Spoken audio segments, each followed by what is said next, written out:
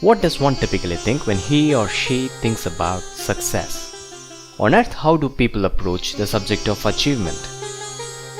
Be it thinking about success in general terms or leading a new, happier life or planning for a change in their life, people tend to touch the concept of thinking big. They think about the big things they are going to get. Images of that new life flood their minds. Then what happens next? Some people are highly motivated. They become super energetic. Now they take action courageously, which they haven't been able to previously. The desire to live what they dream supply them the power.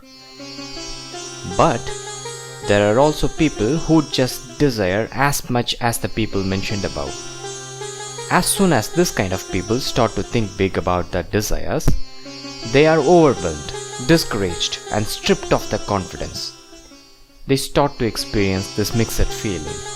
One part of them desires for the dream, desires really sincerely and longingly. That is good. Whereas the other part is frightened by the bigness of the dream. The problem is not with the desire part. Desire will always give you power. These people sincerely want to achieve what they want, be what they want, and do what they want. But the same dream that inspires them also frightens them at the same time. All this happening simultaneously.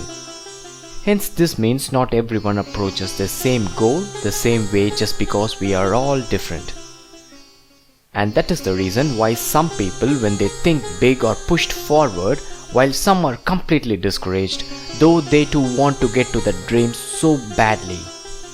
We rishis always discuss about this. We know that there are many approaches, not just one, to get what one wants. Life is very flexible, and that's a good news for you. You can mold it with what works for you with all your personal touch in it.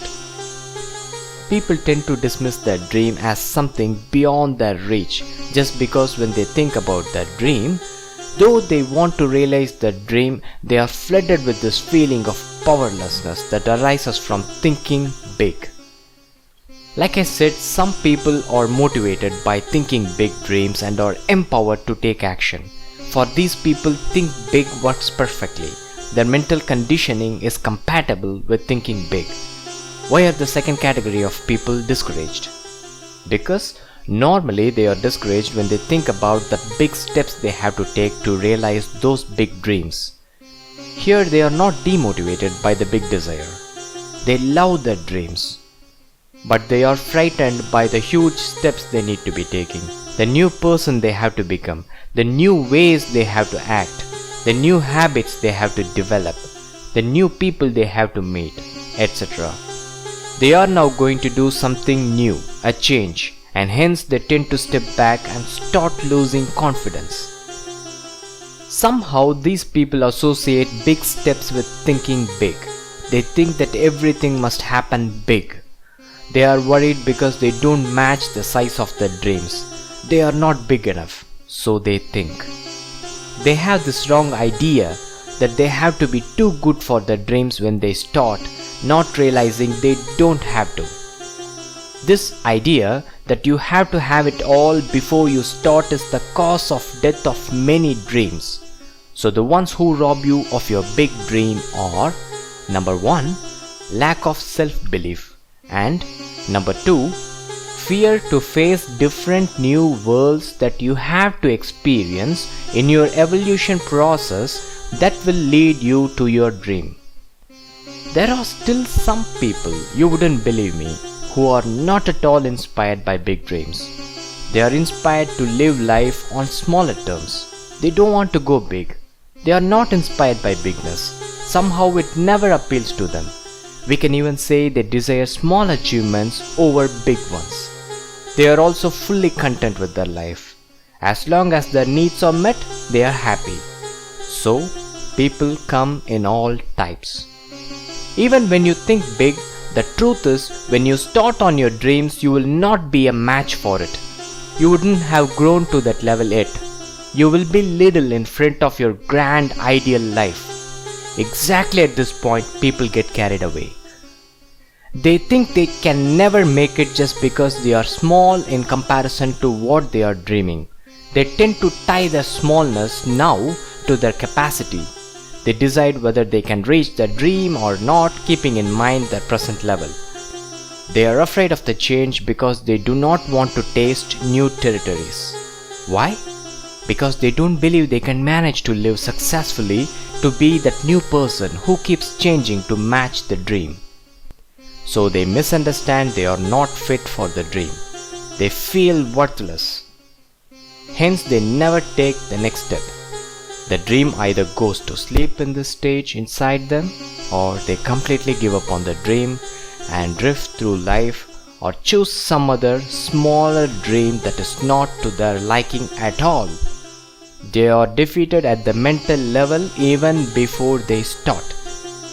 Does a seed get discouraged because it is small now and think it is not a match for the mighty oak tree it desires to grow? The Sutra. A seed is not afraid because it seems to know it doesn't have to be as big as the tree it will be one day. You don't have to be as big or as good as your big dreams now to achieve your dreams.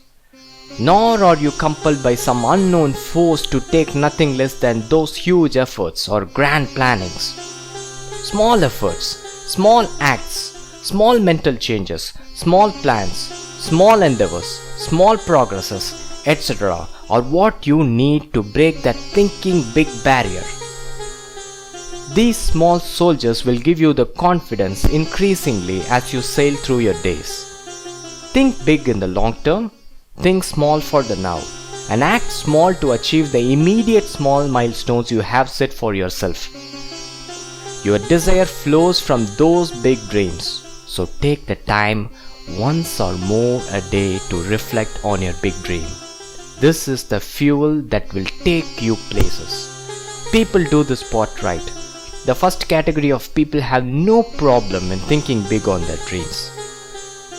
The second crucial part is this. When one divides and conquers, he or she usually gets rid of the fear of bigness. Your big dream doesn't necessarily need big efforts or a big you to materialize. Your action steps can be many small drops combined to form a flood. With what you are now and with what you have now, you can start your journey toward that ultimate grand destination. You grow and change little by little, step by step, drop by drop, tap by tap, and knock by knock. With more little things you have done, the more confidence births you will have given, and they give you the power to tackle even bigger challenges. The key to grow bigger your confidence level is: Number 1, realizing the relationship between taking action and level of confidence. Number 2, keep taking small consistent action steps that are related to your growth toward your dream. Approach things in the small terms when acting and approach them in the big terms when thinking.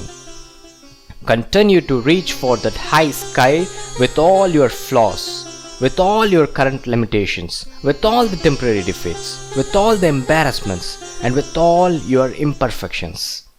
What happens is, as you continue to do so, with little steps consistently taken, you will end up being like that big oak tree.